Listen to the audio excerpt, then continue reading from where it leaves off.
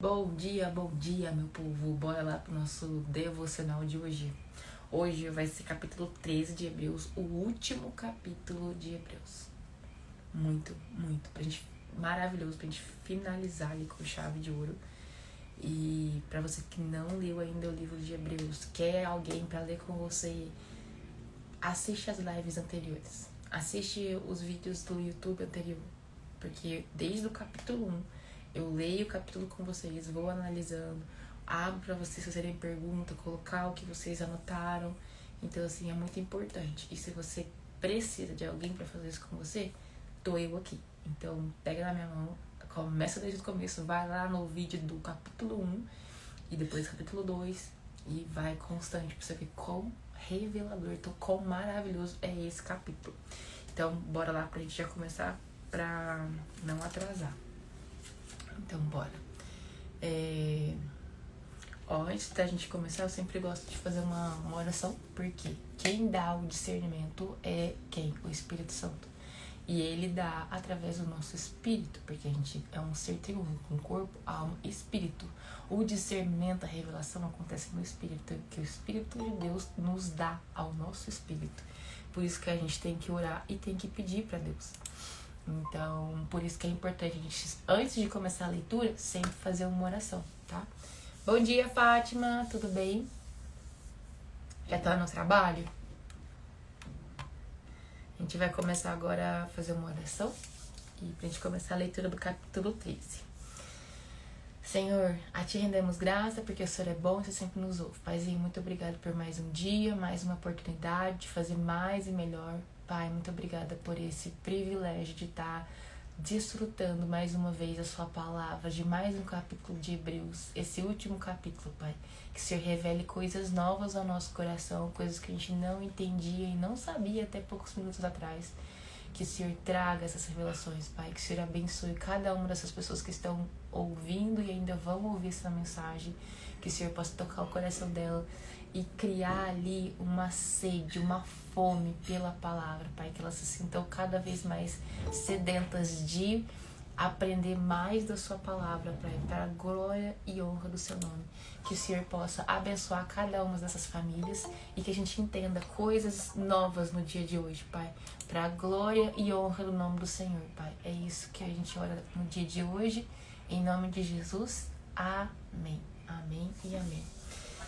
E é isso, hoje então a gente vai fazer a leitura do capítulo 13. Bom dia, Mayara, bom dia, Leilane. Bom dia. Bem-vindas. E é isso, bom dia para vocês do YouTube, bom dia para vocês do Instagram. Então vamos lá começar. O capítulo 13, o último capítulo de Hebreus, ele é muito bom, porque tem as exortações finais. Então é sempre assim um recado muito forte para a gente, né? Relembrando algumas coisas. Então começa assim: seja constante o amor fraternal. Não se esqueçam da hospitalidade. Foi praticando-a que, sem o saber, alguns acolheram anjos. Lembre-se dos que estão na prisão, como se aprisionados com eles, dos que estão sendo maltratados, como se vocês mesmos estivessem sendo maltratados, né? Então, tipo, se colocar no lugar da pessoa, né? Na prisão, como se estivesse preso, no lugar da pessoa que está sendo maltratado, como se você mesmo estivesse sendo maltratado, né? O 4. O casamento deve ser honrado por todos. O leito conjugal conservado puro. Lembra que o único leito que é sem mácula é qual? O leito do matrimônio. E aqui falando que esse leito conjugal, ele tem que ser conservado puro. Então, olha a importância disso, né? Da importância do casamento ser honrado e do leito ser mantido puro. Então, nossa, isso aqui pra mim eu achei muito interessante. Depois tá assim: pois Deus julgará os imorais e os adúlteros. Conservem-se livres do amor ao dinheiro e contentem-se com o que vocês têm, porque Deus mesmo disse: nunca o deixarei, nunca o abandonarei. Podemos, pois, dizer com confiança: o Senhor é meu ajudador, não temerei. O que me podem fazer os homens? Então, essa questão de confiar, né? E a questão aqui, ó, conservem-se livre do amor ao dinheiro. Lembrando que é o dinheiro que é a raiz de todos os males? Não, é o amor ao dinheiro que é a raiz de todos os males. Porque tem gente que fala esse versículo, mas corta um pedaço. É o amor ao dinheiro, você colocar o dinheiro em primeiro lugar. E tem aquela outra passagem que fala que não tem como a gente servir a dois senhores, servir a Mamon e servir a Deus. Ou você serve o dinheiro, ou você serve a Deus. Então, quando você está com o seu amor ao dinheiro, quer dizer que você está esquecendo de Deus. Ele não está no primeiro lugar, o dinheiro tá. Então, daí a importância. E conserve-se livre do amor ao dinheiro. Isso eu achei muito interessante. E contente-se com o que vocês têm. É outra coisa que tem aqui falando. E o 7. Lembre-se dos seus líderes que transmitiram a palavra de Deus a vocês. Observem bem o resultado da vida que tiveram e imitem a sua fé. Aqui o que a gente conversou ontem, né? Observe bem os resultados da vida que tiveram. Essas pessoas, né, que são os líderes, você tem que ter um respeito, gratidão, tem, mas observe os resultados da vida. O que são os resultados da vida que eles tiveram? Os frutos. Quais são os frutos da sua liderança? Isso a gente falou ontem lá na casa da Rosana. Você tem que atentar aos frutos. Essas pessoas, por exemplo, elas têm bons frutos? Elas têm pessoas ganhas para Jesus, ela tem manifestação de dons, ela se mantém em santidade. Como que é a vida dela? Você tem que se atentar a isso. E aí você está falando, ó, observe bem o resultado da vida que tiveram e imite a sua fé. Porque como que você vai imitar a fé de alguém que não produz fruto? Vai imitar a vida de alguém que não está ali em santidade, não está ali visivelmente manifestando dons e fazendo renúncias. Porque se você não tiver renúncias, não tem como você ter frutos. Os frutos se manifestam quando você renuncia, quando você se santifica, quando você busca a Deus. Então é dessa forma que o Senhor vai mostrando. E por isso que a gente tem que se atentar. Aí depois tá assim, 8. Jesus Cristo é o mesmo, ontem, hoje e para sempre. Nossa, isso aqui é muito forte. Jesus Cristo é o mesmo, ontem, hoje e para sempre. Então, ele era o mesmo lá de trás no Antigo Testamento, que a maioria das coisas ou ele estava presente ou apontava para ele. Ele era o mesmo. E é o mesmo do Novo Testamento, e é o mesmo agora, e é o mesmo para sempre. Então isso é muito forte, esse versículo. E o 9. Não se deixem levar pelos diversos ensinos estranhos. É bom que o nosso coração seja fortalecido pela graça e não por alimentos cerimoniais, os quais não têm valor para aqueles que os comem. Então, é bom que o nosso coração seja fortalecido pela graça. Olha a importância, né? E outra, como que a gente vai ter a graça se a gente não estiver conectado com o Senhor? Não tem como. Então, olha a importância de estar fortalecido na base, no Senhor. Buscar Ele, ter intimidade com Ele. Porque como que Ele vai derramar sobre a gente a graça se a gente não está conectado com Ele? Se a gente não está como filho, filha. Então, olha a importância disso. E, não se deixem levar pelos diversos ensinos estranhos. Ao mudar pelas coisas do mundo, né? As coisas que não tá na palavra. O que é estranho, Érica? O que não tá na palavra. O que não é estranho? Então, estudar a palavra. Vai estudar na palavra pra você saber o que é a verdade. Você sabendo a verdade, você vai saber o que é falso. Você conhecendo a verdade, conhecendo a palavra, a hora que alguém começar a mudar o versículo, você fala, nossa, parece que o versículo não era desse jeito. Parece que não era bem assim. Aí você vai procurar. Aí você vai ver que a pessoa tá meio que mudando. Igual a raiz de todos o dinheiro é a raiz de todos os males. Não, é o amor ao dinheiro. A pessoa corta um pedaço do versículo. Então, assim, o quanto que a gente tem que estar ali conectado com o Senhor, intimidade, e lendo a palavra pra gente saber o que é verdade pra reconhecer o que é falso. Como que você quer reconhecer o falso se você não conhece o verdadeiro? É igual uma nota. Você não conhece a nota, seja lá ela de 100, de 200, você nunca viu, você não conhece, você não sabe o que ela tem. Alguém te entrega uma nota falsa, você não sabe, pra você é verdadeira. Por isso que é tão importante a gente conhecer o verdadeiro. E eu não lembro quem que me contou uma vez esse negócio, que aí eles têm toda uma perícia pra como é que fala? Identificar as notas que são falsas. Porque tem muita falsificação, principalmente de dinheiro, né? E aí foram questionar, eu não lembro se era no podcast, a pessoa que ficava ali responsável, né, pra colocar os critérios de reconhecimento da nota verdadeira, né, pra ver reconhecer as falsas. Aí perguntaram pra ele, como é que você faz, né, pra identificar tanta coisa, cada vez é uma coisa que eles fazem pra falsificar o dinheiro. Ele falou, não, eu só foco na verdadeira. Eu conheço muito bem a verdadeira. Porque tudo que é diferente disso é falso. Nossa, aquilo fez a minha cabeça explodir. Por quê?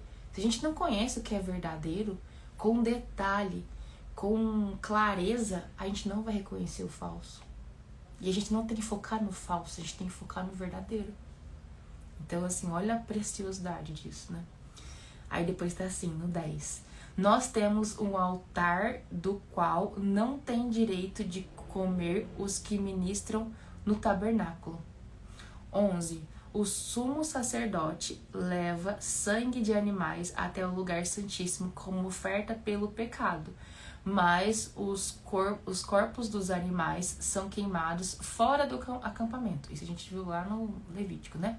Aí o 12. Assim, Jesus também sofreu fora das portas da cidade para santificar o povo por meio do seu próprio sangue. Lembra que ele sofreu lá nas portas da cidade, no Getsemane, que suou sangue? Igual fez ali com o sacrifício lá de Levítico, que os animais eram queimados fora do acampamento. Jesus também sofreu fora da porta da cidade. Ele suou sangue no Getsemane. Aí depois, para santificar o povo por meio do seu próprio sangue. O que nos santifica? O sangue de Cristo. O sangue. Nossa Senhora, depois que a gente lê Levítico, realmente Hebreus vira outra coisa. Aí depois o 13. Portanto, saiamos até ele fora do acampamento, suportando a desonra que ele suportou. Portanto, saiamos até ele fora do acampamento, suportando a desonra que ele suportou. Nossa, que é pesado, hein? O 14. Pois não temos aqui nenhuma cidade permanente, mas buscamos a que há de vir. Qual que é a cidade permanente que não tem aqui na terra? A Nova Jerusalém, que é a que fala lá em Apocalipse, que é essa cidade permanente, né, para sempre, eterna, né, que as ruas são de ouro e todas aquelas coisas que tá lá em Apocalipse. Aí depois o 15. Por meio de Jesus, portanto, ofereçamos continuamente a Deus um sacrifício de louvor, que é fruto de lábios que confessam o seu nome. Qual que é o sacrifício que o Senhor quer? Louvor. Ofereçam continuamente. Então não para, continua. A Deus um sacrifício de louvor.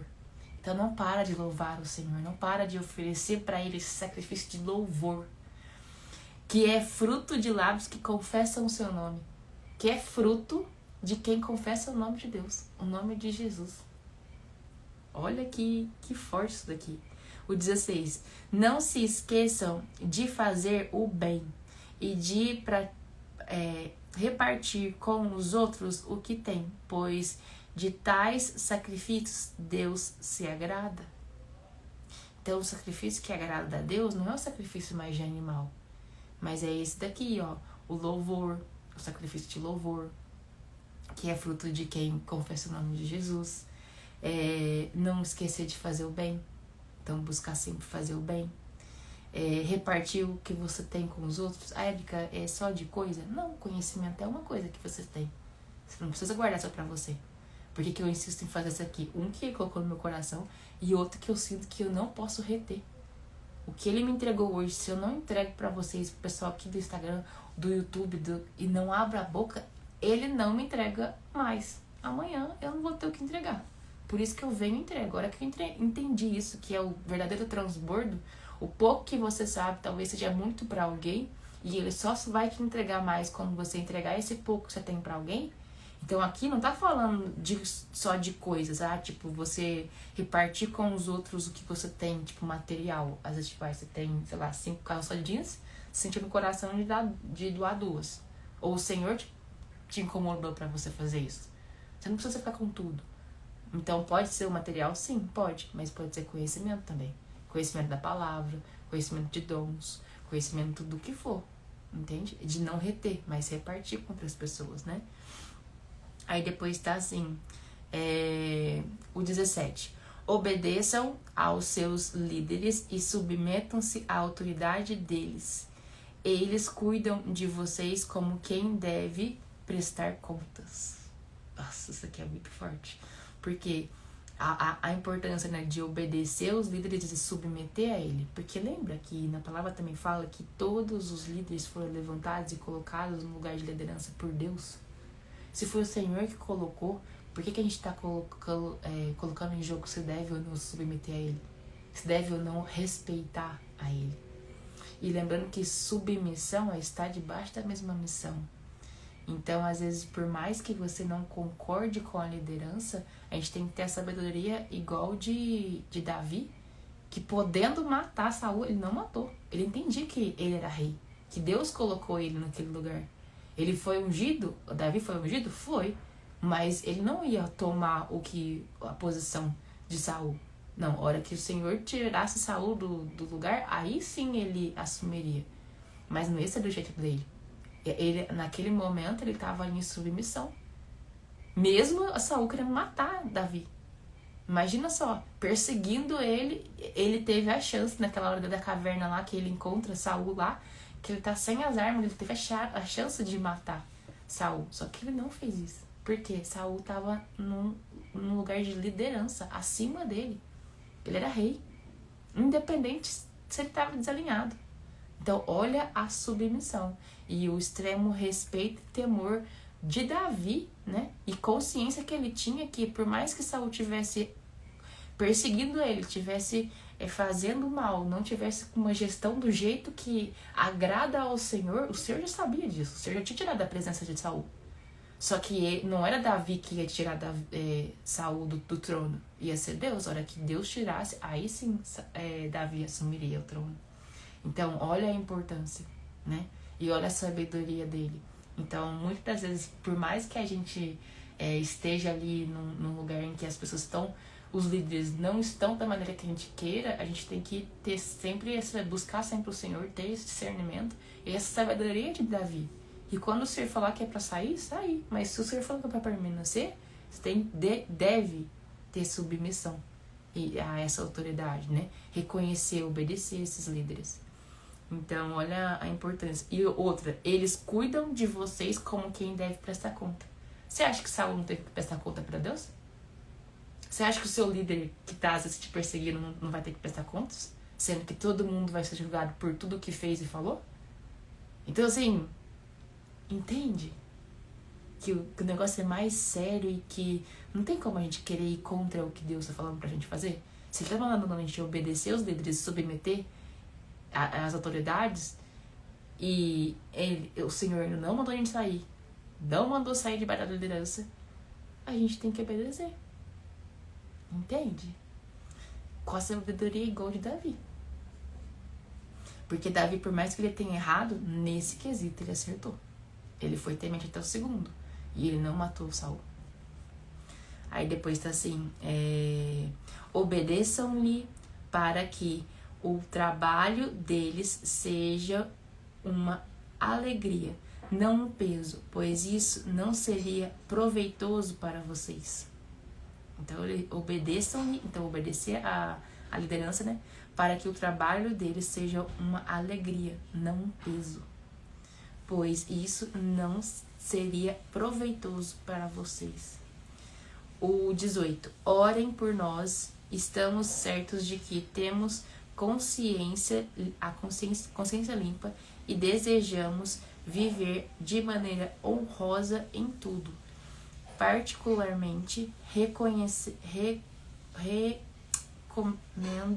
recomendo que orem para que eu lhes seja restituído em breve. O Deus da paz, que pelo sangue da aliança eterna trouxe de volta dentre os mortos o nosso Senhor Jesus, o grande pastor das ovelhas, os aperfeiçoe em todo o bem, para fazerem a vontade dele e opere em nós o que lhe é agradável, mediante Jesus Cristo, a quem seja a glória para todos sempre. Amém. Isso aqui eu achei interessante porque fala assim, nosso Senhor Jesus Cristo, o grande pastor das ovelhas, os aperfeiçoe. Então, o Senhor vai nos aperfeiçoar. E tem uma parte muito forte também que fala que Jesus foi aperfeiçoado. Aí, se Jesus foi aperfeiçoado, por que na nossa vida a gente não vai ser aperfeiçoado? Entende? Os aperfeiçoe em todo bem, para fazerem a vontade dele. É para fazer a nossa vontade, do jeito que a gente quer, na força do nosso braço? Não. É para fazer a vontade dele, do Senhor. Nossa, isso aqui é muito forte. E opere em nós o que lhe é agradável. Operar em nós, através de nós, o que é agradável a ele, o que agrada a Deus. Então, o quanto que não vai ter de renúncia?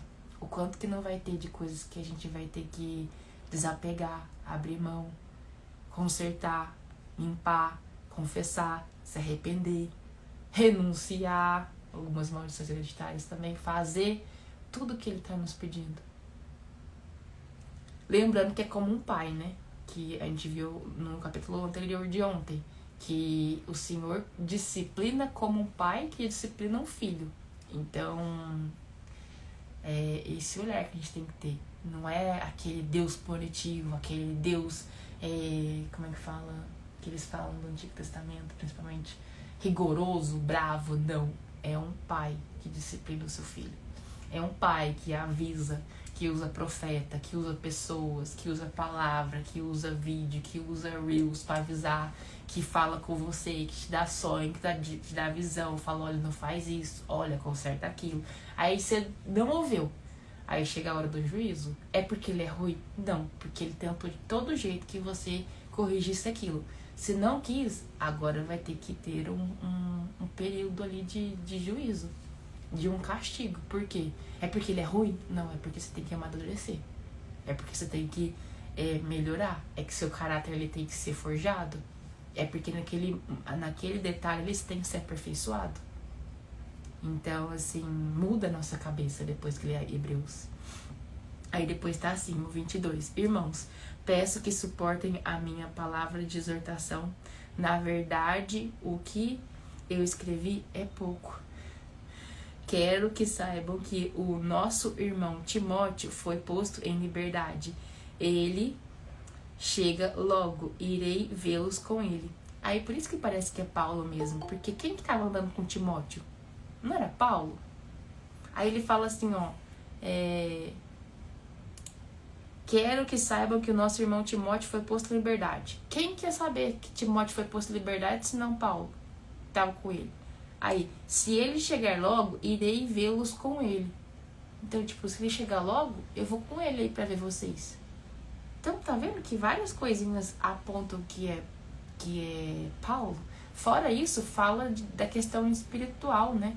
Da principados potestades. O único que teve revelação disso foi quem? Paulo. Por isso que parece que realmente foi Paulo que escreveu esse livro. Aí depois o 24. Saúdem a todos os seus líderes e a todos os santos.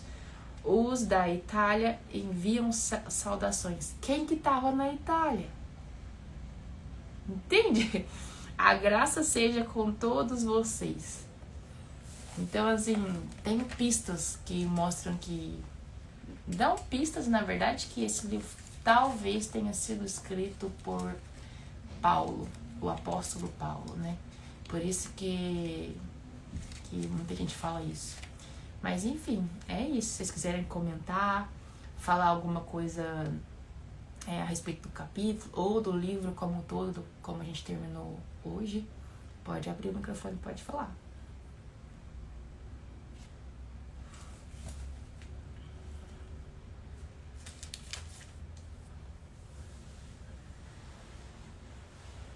Vocês não querem falar nada, gente? Bom dia, Danilo. Fátima, Leilane, Maiara, Maria Socorro, Silvânia. O Danilo aqui do Instagram. O pessoal do YouTube.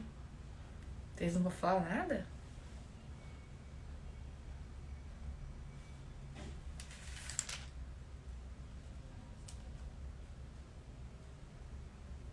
Eu não consigo, tô no trabalho. Não, tudo bem, Fátima. Não tem problema, não.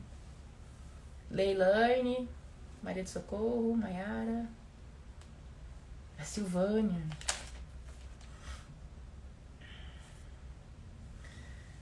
Já que vocês não querem falar nada, eu vou dar só umas recapituladas aqui das coisas que eu anotei. Igual o capítulo 1, que fala dos anjos, né?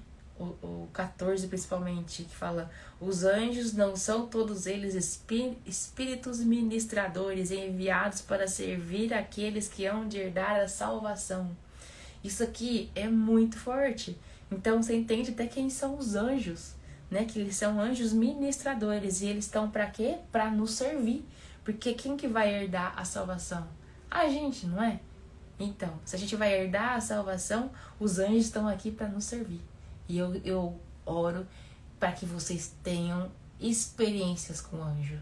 Que vocês vejam e tenham experiência de anjos curando, anjos fazendo coisas, realmente servindo as pessoas que estão fluindo nos dons. Porque quando eu vi isso, eu fiquei chocada, mas depois eu falei, entendi esse versículo. Vivi esse versículo. Aí é outra coisa. Você vê pessoas sendo curadas porque a pessoa tá falando: Senhor, manda anjos, manda anjos. Aí e ele falando pros anjos operar e as pessoas sendo curadas, você fala, uau. Então aquele versículo que fala que os anjos, além de ministradores, eles foram enviados para servir a gente. Aí você vê eles servindo, eu falo, agora eu entendi. É porque antes eu não entendia porque que as pessoas falavam assim que tinha anjo subindo e descendo, subindo e descendo. Eu falo, por que esses anjos estão subindo e descendo? Mas por quê? Um que tá em guerra. Trevas e reino da luz tá em guerra o tempo todo. E quem que fica nos céus? Os anjos. Então os anjos, eles guerreiam, né? Contra o quê? Contra as trevas. Então aí você entende. E os anjos ainda estão para nos servir. Por que fala lá em Apocalipse depois que a gente vai julgar os anjos? Por quê? Eles estão para nos servir. E se eles não estão cumprindo, depois lá, imagina, a gente vai julgar os anjos. Aí eu falo, meu Deus, quanta revelação. Aí capítulo 2, que fala, vamos ver aqui outra parte que eu... Ora, tanto o que santifica quanto os que são santificados provém de um só. Por isso, Jesus não se envergonha de chamá-los irmãos. Jesus não tem vergonha de nos chamar de irmãos. Porque a gente provém de um só. A gente veio tudo de um lugar só. Tudo do Senhor, né? Por que fala que o corpo vai voltar pro pó, a alma e os espíritos voltam para Deus? Só volta o que veio de lá. Então a gente não é desse mundo. A gente veio de lá. Então aqui, a gente provém de um só. A gente provém de um só que é o Senhor, que é o Deus vivo. A gente veio de lá. Então olha quanta chave que tem poderosa nesse livro. Que mais? Que é outra parte muito importante. A parte que fala: Ora, todo aquele que se alimenta de leite é inexperiente da palavra da justiça, porque é criança, mas o alimento sólido é para os adultos, para aqueles que pela prática têm as suas faculdades exercitadas para discernir não somente o bem, mas o mal. Está em Hebreus 5, 13, do 13 ao 14. Que é isso? No começo, como a gente nasce de novo, realmente a gente está igual um bebê, precisando comer leitinho, aí depois papinha, aí depois que vai pro alimento sólido, aí depois que vai pra, tipo, a comida mesmo que a gente come. Então a gente vai crescendo espiritualmente. E quando a gente tá adulto, que come esse alimento sólido, fala aqui, ó, o alimento sólido é para os adultos, para aqueles que pela prática têm as suas faculdades exercidas. O que é isso? Pela prática, com o tempo, vivendo a palavra, não só meditando, mas tendo experiência, vivendo, a gente vai vendo que praticando isso aqui, a gente entende que o texto não é só um texto, mas o texto sai da palavra. E a gente vê, igual esse negócio dos anjos, e aí você entende os versículos, aí você entende a palavra, porque você tem vivência, tem experiências. E aí fala, ó, tem as suas faculdades exercidas, ou seja, você tem você vai aprendendo coisas, vai fortalecendo ali, tem essas faculdades exercidas para discernir bem e mal. Senão no começo você não sabe discernir. Mas depois, com a prática, com o seu amadurecimento espiritual, você começa a discernir. Isso daqui não é de Deus. Isso aqui é. Isso aqui não é. Porque você também está conhecendo e examinando a palavra. Você sabe que é verdade. Então tudo que vai contra isso daqui, não é.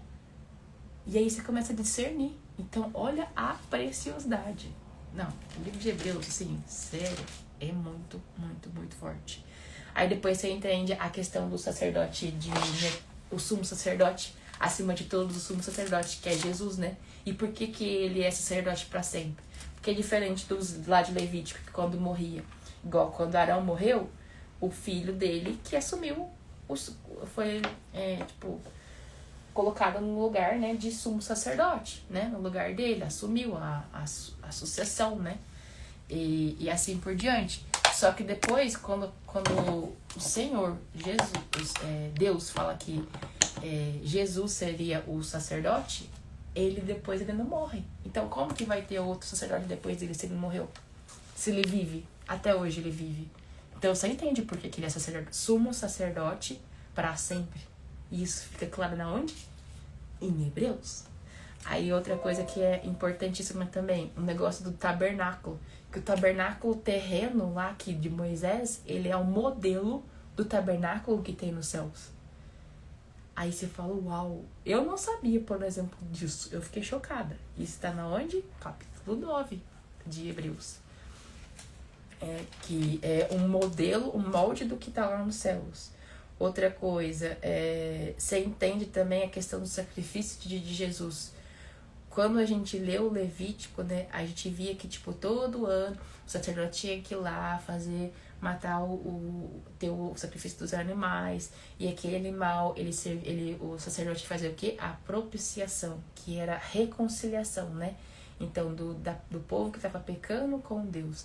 Quando Jesus derrama o seu próprio sangue, ele sendo uma pessoa que nunca pecou, ele oferece um único sacrifício, que é o sacrifício definitivo, que de uma vez por todas não precisa todo ano ficar ali fazendo outro sacrifício. Não, porque o dele foi definitivo, serviu para sempre, não precisa fazer de novo.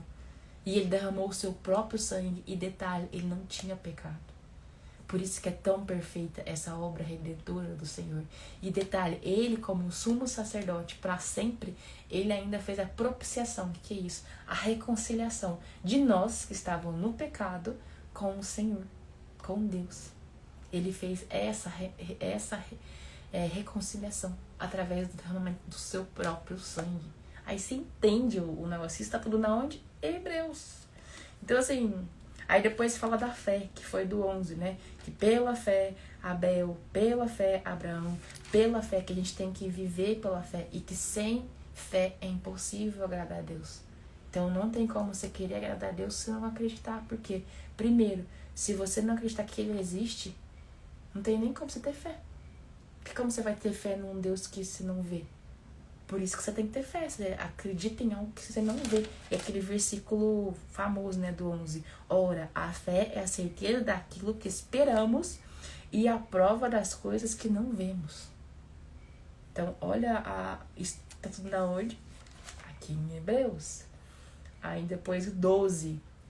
Disciplina. O Senhor, Ele é um Deus como um pai. Igual quando você tem filho, que você precisa, não tem escolha.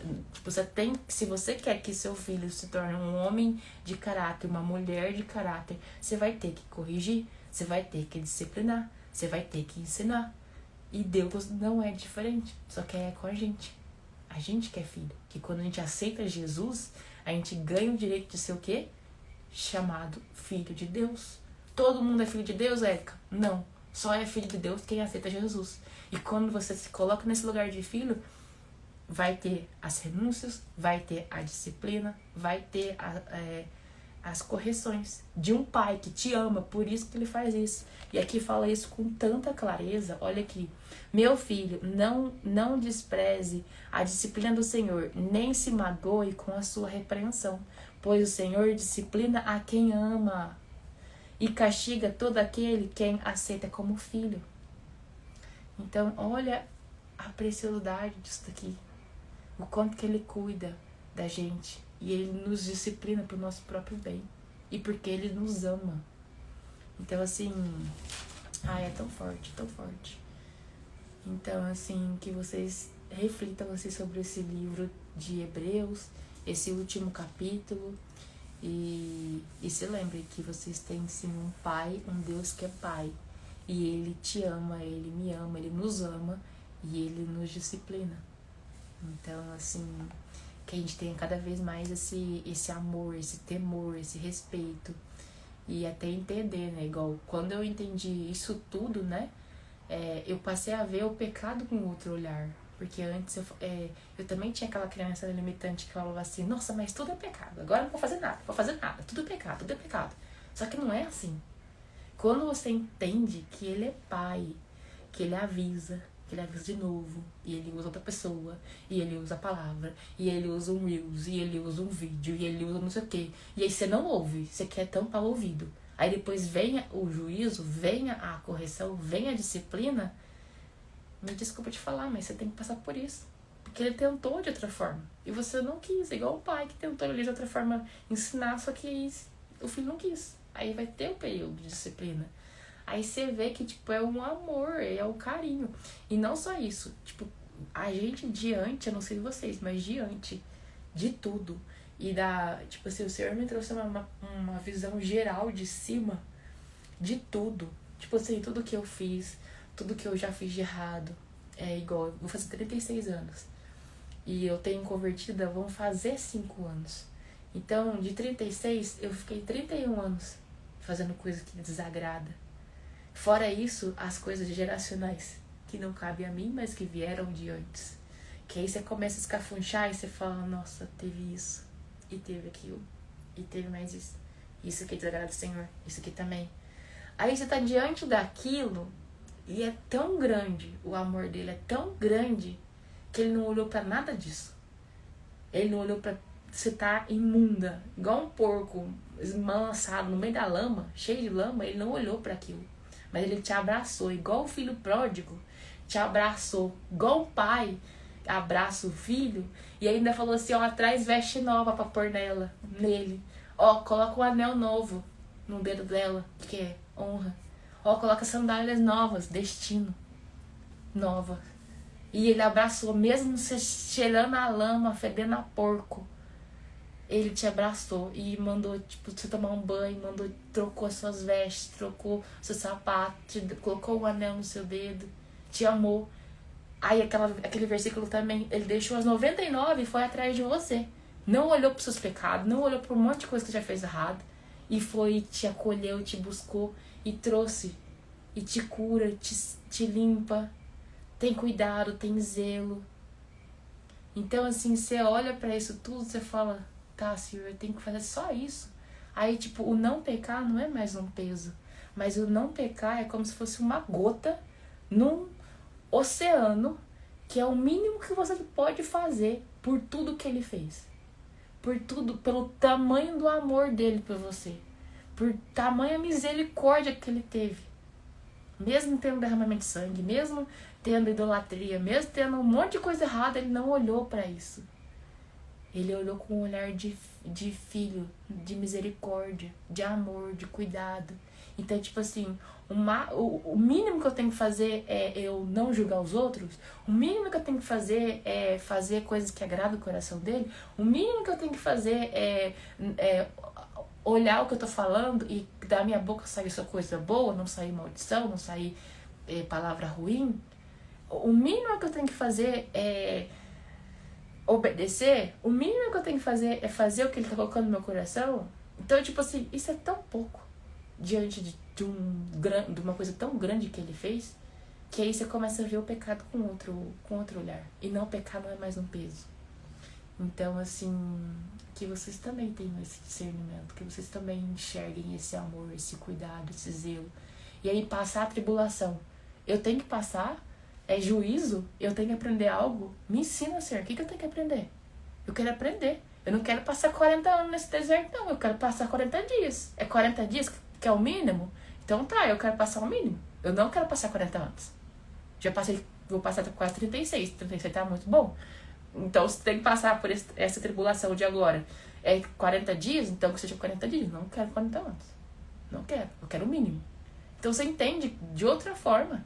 E vai ter que ter tribulação, vai ter que ter juízo. E que bom que tem agora para não ter depois, para viver a grande tribulação. Porque quem vai viver a grande tribulação de Apocalipse é quem não quis viver a tribulação de agora. Aí você entende isso e você fala, meu Deus, qual que é a tribulação, Senhor? A próxima. Manda aí. Qual que é? Eu quero viver ela logo. E no tempo mínimo, tá? Não quero ficar de muito tempo, não. Quero aprender logo. O que eu tenho que aprender? Aí a minha oração mudou. Aí eu falo, Senhor, o que mais? O que mais? Tem mais alguém pra pedir perdão? Tem mais alguma coisa pra limpar? Tem mais alguém que eu tenho que... mágoa, ódio, rancor que eu tenho que limpar desse coração? Porque eu fico assim, Senhor, eu quero as minhas vestes brancas de linho finíssimos. Limpas. Reluzentes. Eu quero um coração limpo. Porque eu li aquele versículo que fala que os limpos de coração verão a Deus. Eu quero te ver. Eu não aceito ter coração sujo. O que tem aqui que eu tenho que limpar? O que mais? O que mais? Tem maldição hereditária? Tá, que jeito que faz? Tem que renunciar? O que tem que renunciar? É assim que renuncia? Então vamos. Tem que fazer essa oração todo dia? Vamos. O que mais? O que mais? Tem que renunciar a coisa? Tem que vestir do jeito que te agrada? Tá. Que roupa que eu tenho que jogar fora? Tem que fazer jejum? Que jeito? Quantos dias? É só na água? É 7 dias? É 40 dias? O que é pra mim fazer? Tá, tem que fazer isso aqui? Tá. O que mais? O que mais? Porque eu cansei de andar do jeito que eu achava que tava certo.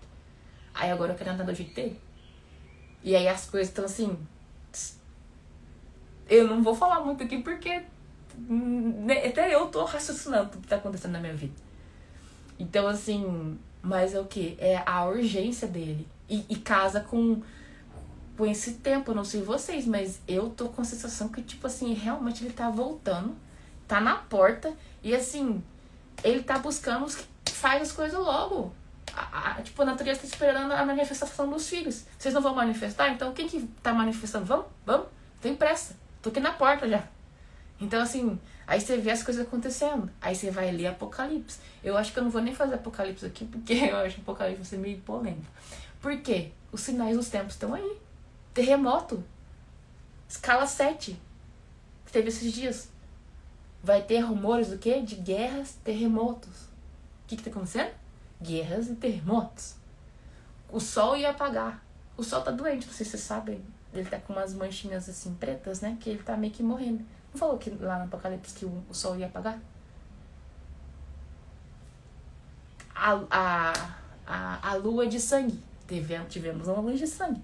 Mas depois que a lua ficaria em sangue. Que é? A marca da besta, que ia ser na mão ou na testa. Onde que o povo tá colocando chip? E é pra comprar. Porque você vai comprar as coisas ali com a mão. Vai ler um negócio na sua testa. Então, assim, meu Deus, não sei vocês, mas eu sinto que a gente tá no... Acho que nem 45, acho que tá nos acréscimos já. E tá faltando um pouquíssimo pro negócio zerar. E tá faltando só o quê? Manifestação dos filhos. Que o resto tá tudo acontecendo já. O anticristo tá ali já se posicionando. Tá todo mundo se posicionando. A besta. Tá faltando só os filhos manifestar. Os filhos manifestou, já começa os raptos. Por quê? Aí você entende o porquê e a sequência ali de Apocalipse. Então a gente não vai viver Apocalipse, a gente tá vivendo. Então, é isso. Se vocês quiserem falar alguma coisa, senão a gente termina aqui com uma oração. E ainda vou começar segunda-feira. Gente, vocês estão muito quietinhos, tô ficando com um jeito esquisito aqui. Será que eu falei demais? Verdade, às vezes dois nos dois, pai e filho. Mas corrigir salva do inferno.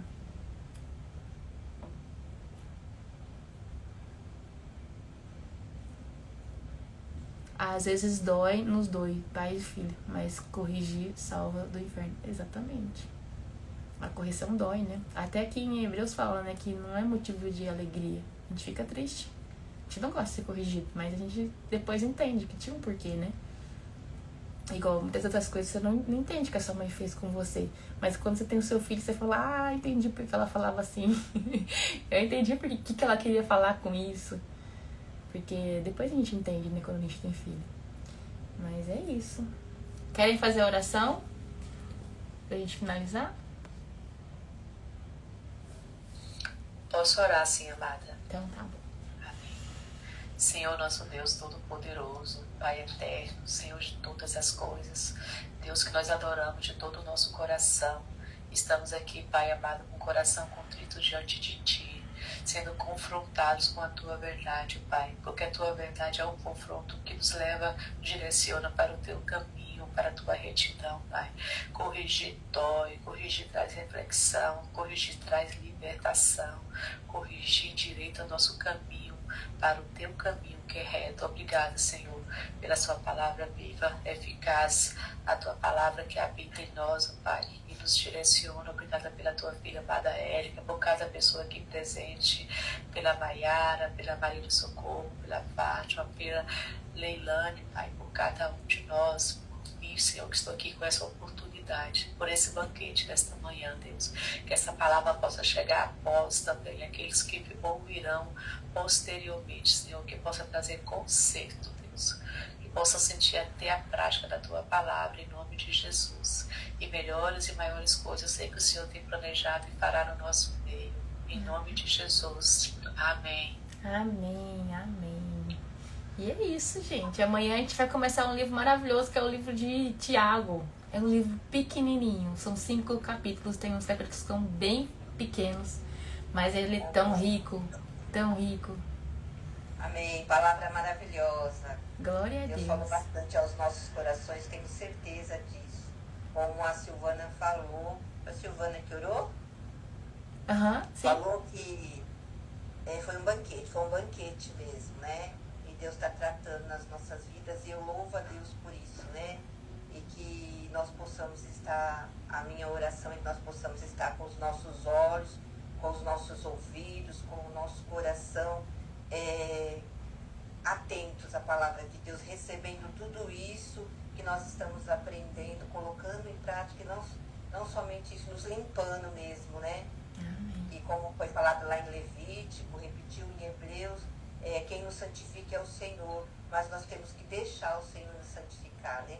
Ai, palavra linda, Érica, Deus te abençoe, Amém. Deus te encha mais e mais, né? Que você seja um canal de bênção aí para mim, para todos que te ouvem, para todos que te cercam. Deus continua te abençoando, viu? Amém. Amém. Glória a E Deus. todos nós, viu? Uma segunda-feira maravilhosa para nós, em nome de Jesus. Amém, amém. E é isso, então até amanhã. E amanhã então a gente faz capítulo 1 de Tiago. Amém. Shalom, shalom. Shalom, shalom. Shalom, shalom. Beijo. Tchau, tchau, tchau pra vocês também aqui do YouTube, do Instagram. E amanhã a gente volta então com um capítulo novo, que é o capítulo do livro novo, que é Tiago. A gente vai começar Tiago, são 5 capítulos. E a gente vai dar continuidade no Novo Testamento. E depois eu vou ver qual vai ser o direcionamento pra gente fazer, tá bom? Um beijo e até amanhã.